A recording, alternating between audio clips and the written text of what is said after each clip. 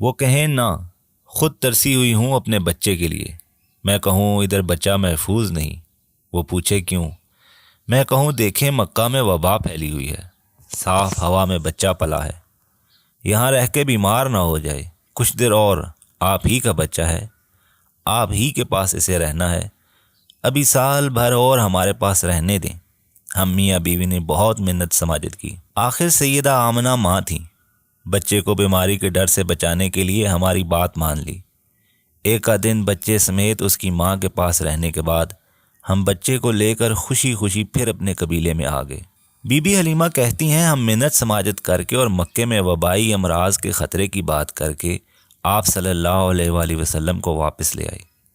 1 سال بعد وعدے کے مطابق پھر انہیں لے کر مکہ گئے۔ ان کی عمر 3 سال ہو چکی تھی، خوب دوڑتے بھاگتے اور خوش و خرم صحت مند بچے تھے۔ سیدہ آمنہ اپنے بیٹے کو دیکھنے کے لیے بیتاب تھیں۔ ممتا کی شدت محبت ہم دیکھتے رہے، ہمارا دل بھی اس بابرکت بچے سے جدا ہونے کو تیار نہ تھا۔ جی چاہتا تھا کوئی بہانہ بن جائے، کوئی واقعہ ایسا ہو جائے کہ یہ خوش نصیب پھر کچھ عرصے کے لیے ہمارے پاس رہے۔ اس کی وجہ سے ہم پہ جو نعمتیں اور برکتیں نازل ہوئیں وہ جاری رہیں۔ ہماری خوش بختی کے ان دنوں حقیقت میں مکہ کے اندر بچوں کو متعدد بیماریاں پھیلی تھیں۔ سیدہ آمنہ خود ان بیماریوں کی وجہ سے بے چین نظر آئیں۔ ہم نے پھر عرض کی سیدہ سے، بڑی منت کی، بچے کی صحت اور زندگی کا واسطہ دیا، گزارش یہ کی کہ تھوڑا عرصہ اور بچہ ہمارے پاس رہنے دیں۔ آخر سیدہ آمنہ مان گئیں۔ ہم بابرکت بچے کو پھر اپنے خانہ بدوش بستی میں لے آئے۔ بابرکت بچے کو آئے 2 یا 3 مہینے ہی گزرے تھے کہ عجیب واقعہ ہو گیا۔ وہ اپنے رضائی بھائی عبداللہ کے ہمراہ گھر کے پچھواڑے بکریوں کے ریوڑ چرا رہے تھے۔ دونوں بچے ہم عمر تھے، کھیلتے اور بکریاں چراتے۔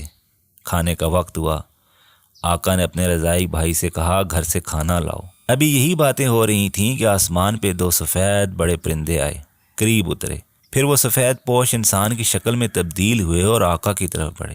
رضائی بھائی عبداللہ یہ منظر دیکھ کے سہم گیا، بھاگا گھر گیا۔ گھر میں بی بی حلیمہ اور ابو شیمہ دونوں موجود تھے۔ عبداللہ روتا ہوا ادھر پہنچا، پوچھا کیا ہوا؟ عبداللہ کے منہ سے آواز نہ نکلے، روتے روتے بولا ہمارے قریشی بھائی، کیا ہوا اسے؟ 2 سفید پوش آئے، پھر انہوں نے اس کا پیٹ پھاڑ دیا۔ بی بی حلیمہ اور ان کے خاوند ابو شیمہ گھبرا کے ایک دم ادھر بھاگ گئے۔ دیکھا آپ کھڑے ہیں، رنگ فک ہے۔ بی بی حلیمہ نے گلے لگا لیا، پھر ابو شیمہ نے پاس بٹھا کے پیار کیا اور پوچھا کیا ہوا بیٹا؟ آپ نے بتایا 2 سفید پوش انسان آئے، وہ پہلے آسمان پر 2 بڑے پرندے بن کر نظر آئے۔ ایک نے دوسرے سے پوچھا یہی ہے؟ وہ بولا ہاں۔ پھر وہ ادھر زمین پہ اتر گئے، زمین پہ پاؤں لگتے ہی انسانوں جیسی شکل ہو گئی ان کی۔ پھر انہوں نے مجھے پکڑ لیا، زمین پہ لٹا کے میرا سینہ اور پیٹ کاٹ دیا، پھر پیٹ اور سینے پہ ہاتھ پھیرا، وہ جڑ گیا۔ بی بی حلیمہ کہتی ہیں بابرکت قریشی بچے سے اس واقعے کی تفصیل سن کے ہم دونوں میاں بیوی بہت گھبرائے۔ ابو شیمہ بی بی حلیمہ سے کہنے لگے بچے کو کوئی نقصان نہ پہنچ جائے، اسے واپس کراتے ہیں۔ دونوں ڈر گئے، وہ سمجھے کسی آسیب کا خطرہ ہے۔ اپنی طرف سے انہوں نے اچھی طرح تسلی کر لی تھی، بچے کے جسم پہ کسی زخم کا کوئی نشان نہ تھا، کہیں کوئی خون کا دھبا نہ تھا۔ دونوں میاں بیوی اپنی سواریاں نکال کے اگلے دن ہی انہیں لے کر روانہ ہو گئے۔ راستے میں انہیں یمن سے آئے کچھ یہودیوں کا قافلہ ملا، انہوں نے بچے کو دیکھا تو ٹھہر گئے، ہم سے اجازت لے کر بچے کو الٹ پلٹ کر دیکھنے لگے، کبھی چہرہ تکتے، کبھی کندھے، کبھی کندھوں کے درمیان کمر، پھر بولے یہ آئندہ عظیم الشان ہوگا۔ کہنے لگے یہ بچہ ہمیں دے دو، ہم اپنے ملک لے کر جائیں گے۔ بی بی حلیمہ اور ان کے شوہر نے بڑی جد و جہد سے اس قبیلے سے جان چھڑائی اور سرکار کو لے کر مکہ پہنچے۔ مکہ پہنچے تو ایک اور واقعہ ہو گیا۔ مکہ کے مضاف میں کہیں گھڑی 2 گھڑی کے وہ ادھر ادھر ہوئے۔ آپ صلی اللہ علیہ وآلہ وسلم گم ہو گئے، بڑی تلاش کی، نہ ملے۔ بی بی حلیمہ سہمی روتی ہوئی سیدنا عبدالمطلب کے پاس آئیں، بولیں سردار آپ کے شہر کے کونے پہ آپ کا پوتا گم ہو گیا۔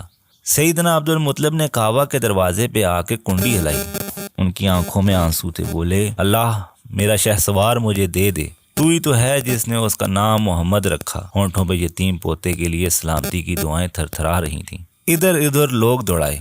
ورقہ بن نوفل ایک دوسرے قریشی کے ساتھ آپ کو تلاش کر کے سیدنا عبدالمطلب کے پاس لائے۔ سیدنا نے آپ کو چوما، کندھے پہ بٹھایا، کعبے کا طواف کیا، خدا کا شکر ادا کیا اور سیدہ آمنہ کے پاس لائی۔ سیدہ آمنہ اپنے لال کو سینے سے لگائے بیٹھی تھیں۔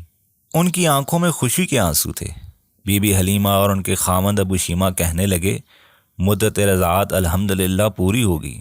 سیدہ آمنہ کہنے لگیں، تم لوگ تو ابھی چند مہینے پہلے اتنی ضد اور اصرار کر کے بچے کو مجھ سے لے کر گئے تھے، اب اچانک جو بھاگم بھاگ تم لوگ لائے ہو تو کوئی بات ہے؟ مجھے سچ سچ بتاؤ کیا راز ہے؟ بی بی حلیمہ اور ابو شیمہ نے شق صدر کا پورا واقعہ سنا دیا۔ سیدہ آمنہ پوچھنے لگیں، کیا تمہیں کسی آسیب کا خطرہ ہے؟ وہ چپ۔ سیدہ بولیں، سنو، ایسا بالکل نہیں، واللہ ان پہ شیطان قابو نہیں پا سکتا۔ میرے لختے جگر کی بڑی شان ہے، ان کا بڑا مرتبہ ہوگا۔ بولیں، میں تمہیں اس کی ولادت کا قصہ سناؤں؟ بی بی حلیمہ اور ابو شیمہ بولے، جی ضرور کہیے۔ سیدہ نے بتایا کہ جتنی دیر یہ بچہ ان کے پیٹ میں رہا انہیں کوئی گرانی یا تکلیف نہ آئی۔ پھر انہوں نے بچے کی پیدائش کے وقت اپنے جسم سے ایسا لوہی نور نکلتے دیکھا جس سے شام کے محلات روشن ہو گئے۔ یہ بھی بتایا کہ بچہ پیدا ہوتے ہی زمین پہ ہاتھوں کو ٹیک کے سر اٹھا کے آسمان کو تکنے لگا۔ سیدہ بولنی، اچھا کیا میرے بچے کو میرے پاس لے آئے آپ لوگ؟ دل میں کوئی مغالطہ نہ رکھیں، ہر قسم کا خوف و خطر چھوڑ دیں، میرا بچہ بڑی شان والا ہے۔ بی بی حلیمہ اور ابو شیمہ نے بھی ہاں میں ہاں ملائی، ان برکتوں کا ذکر کیا جو اس بچے کے ساتھ ان کے گھرانے میں آئیں۔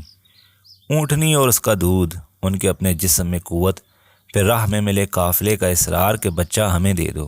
پھر بی بی حلیمہ نے ایک واقعہ سنایا، بولیں، میں رسول اللہ کی تلاش میں باہر نکلی، ڈھونڈتے ڈھونڈتے دیکھا بکریوں کے ریوڑ کے ساتھ ان کی بیٹی شیمہ ہے، ساتھ رسول اللہ، اوپر آسمان پر تیز دھوپ، گرمیوں کا موسم۔ بی بی حلیمہ کہتی ہیں، میں اپنی بیٹی سے خفا ہوئی، ایسے گرم موسم میں یوں بچے کو باہر لے آئی۔ شیمہ نے کہا، امی میرے قریشی بھائی کے جسم کو دھوپ میں دھوپ نہ چھو پائی۔ ایک بادل کا ٹکڑا ان کے اوپر چلتا، جب یہ رکتے تو بادل بھی رک جاتا، چلتے تو بادل چلنے لگتا۔ بی بی حلیمہ اور ابو شیمہ حارث بن عبدالعزیز رسول اللہ نے شق صدر کا واقعہ جس تفصیل سے سنایا وہ کچھ یوں ہے۔ میری رضائی ماں بنی سعد بکر سے تھی۔ میں نے بھائی سے کہا، جاؤ امی سے کھانا لے آؤ۔ وہ کھانا لینے گیا اور میں ریوڑ کے پاس تھا کہ دو سفید پرندے آئے۔ ایک نے دوسرے کو کہا، کیا یہی ہے؟ دوسرے نے کہا، ہاں۔ پھر دونوں نے مجھے جھپٹ کر پکڑا اور گدی کے بل پچھاڑ دیا، پیٹ چاک کر کے دل نکالا اور اس کو چیر کے دو سیاہ بوٹیاں نکالیں۔ پھر ایک نے دوسرے کو کہا، برف کا ٹھنڈا پانی لاؤ۔ اس پانی سے انہوں نے میرا پیٹ دھویا، پھر برف کے ٹھنڈے پانی سے میرا دل صاف کیا۔ پھر ایک نے کہا، سکینت اور تسکین قلبی لاؤ۔ اسے پھر دل پہ چھڑک دیا۔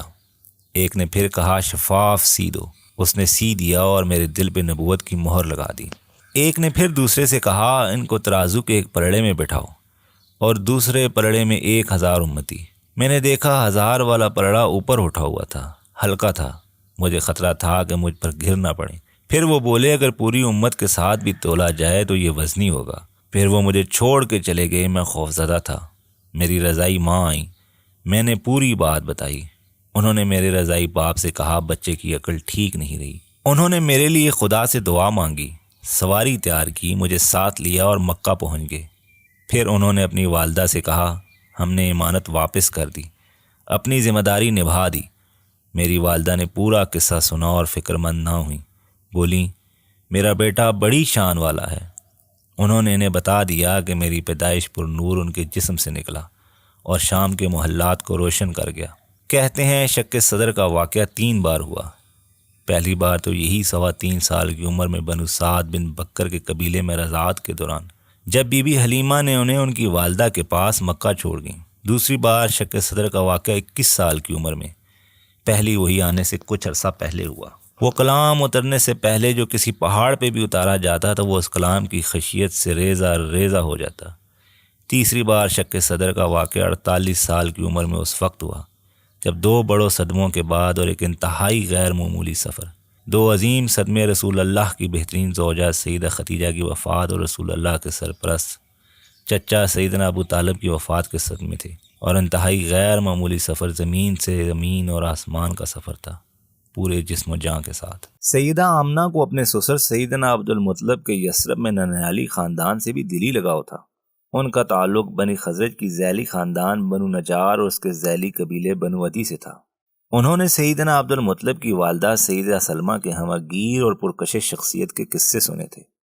سیدہ سلمہ کا بنو نجار اور خاندان یثرب سے مکہ آ کے ہمیشہ سیدنا عبد المطلب اور ان کے خاندان سے گہرے قلبی تعلق کا اظہار کیا کرتا تھا۔ انہی کے محلے میں یثرب میں قیام کے دوران سیدہ آمنہ کے مرحوم شوہر سیدنا عبداللہ نے اپنی زندگی کے آخری دن گزارے تھے۔ ان دنوں جب وہ ایک سفر پہ شام جا رہے تھے تو بیماری کی وجہ سے اپنے ماموؤں کے اس خاندان میں یثرب میں ٹھہرے رہے۔ علاج معالجہ بھی ان کا وہیں ہوا۔ شدید بخار میں وہ کوئی 1 مہینہ مبتلا رہ کر وہیں یثرب میں فوت ہوئے تھے۔ یثرب کی گیلی مرطوب سرسبز فضا میں مچھروں کی افزائش عام تھی۔ مکہ کے لوگ جو ایسے موسم کے عادی نہ تھے عموماً ملیریا کا شکار ہو جاتے تھے۔ گمان یہی ہے کہ سیدنا عبداللہ بھی ملیریا کا شکار ہوئے۔ وہیں بنو نجار کے محلے کے گھر میں سیدنا عبداللہ کی قبر تھی۔ سیدنا آمنہ کو اپنے مرحوم خاوند کی قبر پہ جانا تھا۔ اپنے خاوند کے ماموں اور خالاؤں کے اس محلے میں انہیں جانے کی تمنا تھی جہاں سیدنا عبداللہ نے اپنی زندگی کے آخری دن گزارے۔ سیدنا عبداللہ نے زندگی کے آخری لمحوں میں کیا باتیں کیں، کسے یاد کیا، کیا خواب سوچے، کیا سپنے دیکھے، شاید یہ سب بھی سیدہ جاننا چاہتی ہوں۔ یہ بھی امکان ہے کہ سیدہ نے سوچا ہوگا کہ اپنے بیٹے کو یثرب کے ان رشتہ داروں سے ملایا جائے جن کے درمیان سیدنا عبداللہ نے اپنی زندگی کا آخری مہینہ گزارا اور آخری سانسیں لیں۔ ممکن ہو وہ اپنے بیٹے کو ان کی باپ کی قبر بھی دکھانا چاہتی ہوں جو بیٹے کی دنیا میں آنے سے پہلے ہی اس دنیا سے کوچ کر گئے تھے۔ سیدہ آمنہ اپنے 6 سال کے بیٹے اور اپنے 16 سالہ حبشی وفادار کنیز برقع کو لے کر عازم یثرب ہو گئیں۔ 2 اونٹوں پہ انہوں نے 10 دن کا سفر طے کیا۔ رسول اللہ کو اپنی والدہ کے ساتھ وہ یادگار سفر ہمیشہ یاد رہا ہوگا۔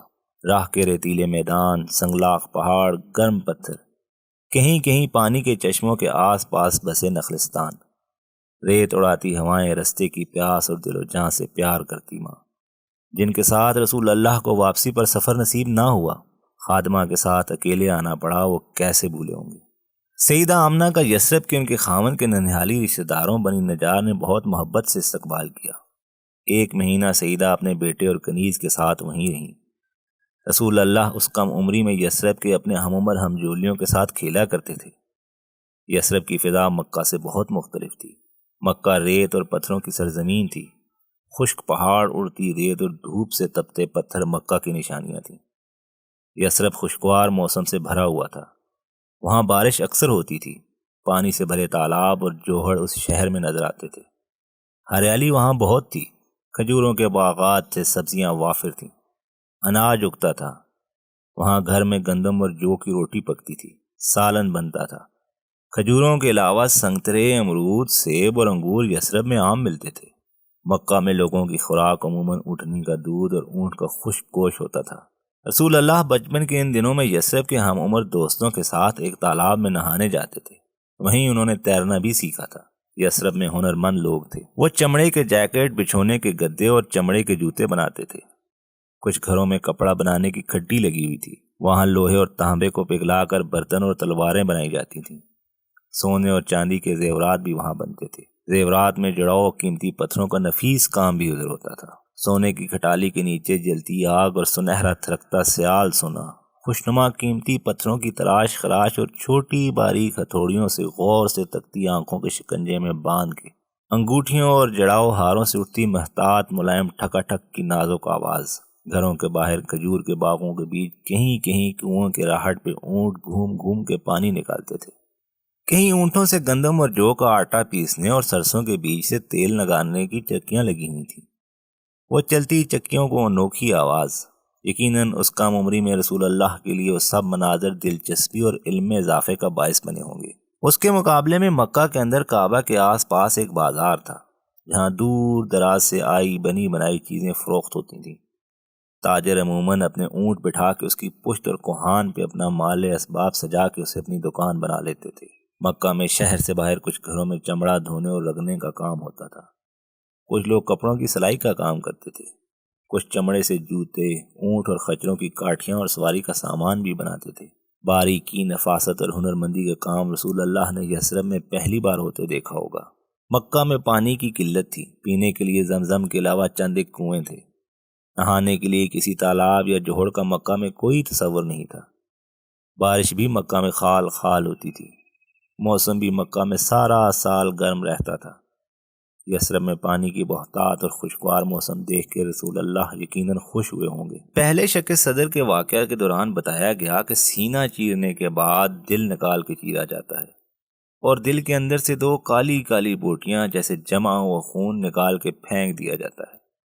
بتایا گیا ہے کہ یہ شیطان کا حصہ ہے ہر انسانی دل میں، کہ جب کوئی پیدا ہوتا ہے تو شیطان اسے چھو لیتا ہے، سوائے ابن مریم کے۔ ابن مریم شاید اس لیے ماں کی گود میں ہی بولنے کی قدرت لے کر آئے تھے۔ انہوں نے اسی لمحے اپنی پیغمبری کا اعلان بھی کر دیا تھا۔ بعد کے دونوں شق صدر کے واقعات میں دل تو چیرا گیا، اس کے اندر سے کوئی شے نہ نکالی گئی۔ ہر بار اجلی سفید براق برف جیسے نور کا منجمد پیکٹ دل میں ڈالا گیا۔ شق صدر کے تینوں واقعات خدائی شان ہیں، رسول اللہ کے لیے انعامات ہیں۔ برف میں ڈلا اجلا نور کیا ہے؟ انسانی دل کو غیر معمولی واقعات اور غیر معمولی سفر کے لیے تیار کرنا، شاید یہ آسمانی راز ہیں۔ بہرحال دنیاوی طور پہ ہمارے لیے سوچنے والوں کو ایک انعام ملا ہے، اس حقیقت پہ غور کرنے کا کہ دل چیرتے سمے اور چیرنے کے بعد جسم کو برف سے دھونا جدید میڈیکل سائنس میں تمام تر سرجری کی اساس بن گیا۔ آج بھی ہر قسم کی سرجری میں بہتے ہوئے خون کو روکنے کا بہترین کولڈ اسپانجنگ ہے۔ کرائیو سرجری سے کٹے ہوئے جسم سے خون نہیں بہتا۔ یہ بھی شاید غور کرنے والوں کو کبھی انعام مل جائے کہ زمین و آسمان کے درمیان وقت اور جگہ کی تمام تر مسافتوں کو عبور کرنے سے پہلے انسانی جسم میں دل اور خون کے ساتھ کوئی اجلی براق ٹھنڈی برف جیسی انہونی شے ڈالنی پڑے گی کہ جب انسانی جسم روشنی کی رفتار سے ہزاروں گنا تیز خیال کی رفتار سے سفر کرتے ہوئے مادی ٹوٹ پھوٹ کا شکار نہ ہو، سالم سفر کرے، صحیح و سالم واپس آئے۔ یہ سب غور کرنے والوں کے لیے انعامات ہیں۔ دکھوں اور سختیوں کی برداشت کے لیے بھی خون میں کوئی غیر معمولی چیز ڈالنے سے اعصاب مضبوط ہونے کا کوئی طریقہ شاید کبھی ہم انسانوں کو میسر آ جائے جو غور کرتے ہوں۔ یتیم کی ماں بھی مر گئی۔ خاوند کی وفات کے بعد 3 سال کا ننھا بیٹا سیدہ آمنہ کی زندگی میں واحد سہارا تھا۔ اب رضاعت کے بعد بیٹا سیدہ کو ملا تو وہ ہر وقت اپنے بیٹے کے ساتھ جڑی رہتی۔ ان کے مختصر سے گھر میں ان کا کل اثاثہ چند اونٹ، چند بکریاں اور ایک 13 سال کی حبشہ ملازمہ برقع تھی۔ سیدنا اس کے سسر سیدنا عبد المطلب ان کا خیال رکھتے تھے۔ وہ اپنے پوتے کو اپنی ساری اولاد سے زیادہ پیار کرتے۔ اکثر وہ ان کے گھر آ کر اپنے پوتے کو انگلی لگا کے لے جاتے۔ خانہ کعبہ کی دیوار کے ساتھ حتیب میں سیدنا عبد المطلب کے لیے جو خصوصی قالین بچھایا جاتا، اس پہ وہ اپنے پوتے کو ساتھ بٹھا لیتے۔ ان کا کوئی بیٹا یا بیٹوں کا بیٹا اس قالین پہ نہ بیٹھ سکتا تھا۔ وہ جگہ سردار قریش کے لیے مختص تھی، مگر سیدہ آمنہ کے لال کو اس قالین پہ تکیہ کے ساتھ ٹیک لگا کر برابر بٹھائے رکھتے۔ یہی نہیں، کسی غور طلب مسئلے پہ جب قریش ان سے مشورہ یا حکم طلب کرتے تو وہ سب کو سن کے فیصلہ دینے سے پہلے پاس بیٹھے ہوئے اپنے کمسن پوتے کے پاس جھک کے ان کی رائے لیتے اور پھر فیصلہ سناتے۔ خشک سالی کے دنوں میں لوگ بارش کی دعا کروانے آتے تو سیدنا اپنے اسی پوتے کے ننھے ننھے ہاتھوں کو اپنے ہاتھوں میں اٹھا کے دعا منگواتے۔ بارش سے بھرے بادل آ جاتے۔ سیدنا برملا اہل قریش سے کہتے ہیں میرا پوتا بڑی شان والا ہے، اس کا ذکر خدا بہت بلند کرے گا۔ سیدہ آمنہ اپنے بیٹے کی ریگستان میں ہوئی تربیت سے خوش تھیں۔ ان کے بیٹے کی گفتگو اس کم عمری میں بھی بہت شستہ اور مہذب تھی۔ بنو سعد میں گزارے اپنے زندگی کے ابتدائی 3.25 سالوں میں رسول اللہ عام روزمرہ استعمال کی عربی زبان بڑے احسن طریقے سے سیکھی تھی۔ اپنے دل کی بات سلیقہ مندی سے کہنا اوائل عمری میں ہی انہوں نے سیکھ لیا تھا۔ انہی کے پڑوس میں سیدہ آمنہ کی چچیری بہن حالہ کا گھر تھا۔ حالہ سیدنا عبد المطلب کی سب سے کم عمر بیوی تھی۔ سیدہ آمنہ اور حالہ کی شادی ایک ہی دن ہوئی تھی۔ حالہ کے ہاں بھی رسول اللہ کی پیدائش کے ساتھ ہی حمزہ پیدا ہوئے تھے۔ حمزہ کی زندگی کے چند سال بھی بنو سعد میں گزرے۔ ریگستان میں بھی رسول اللہ نے اپنے اس ہم عمر چچا خالہ زاد بھائی اور رضائی بھائی سے مل کر کھیلتے رہے تھے۔ مکہ میں آ کے بھی دونوں کا بچپن ساتھ گزرا۔ حمزہ سے 2 سال چھوٹی ان کی ایک بہن صفیہ پیدا ہو چکی تھی۔ رسول اللہ سے بھی صفیہ 2 سال چھوٹی تھی۔ وہ سیدہ آمنہ کے گھر میں حمزہ کے ساتھ رسول اللہ سے کھیلنے آ جاتی۔ بنو تیم کے ابو قحافہ کے بیٹے ابو بکر جو عمر میں رسول اللہ سے 2.5 سال چھوٹے تھے، کبھی کبھار کعبہ کے صحن میں مل کر کھیلتے رہتے۔ رسول اللہ کے بڑے تایا حارث کے بیٹے ابو سفیان بھی رسول اللہ کے ہم عمر تھے، وہ بھی بچپن کے دوستوں میں سے تھے۔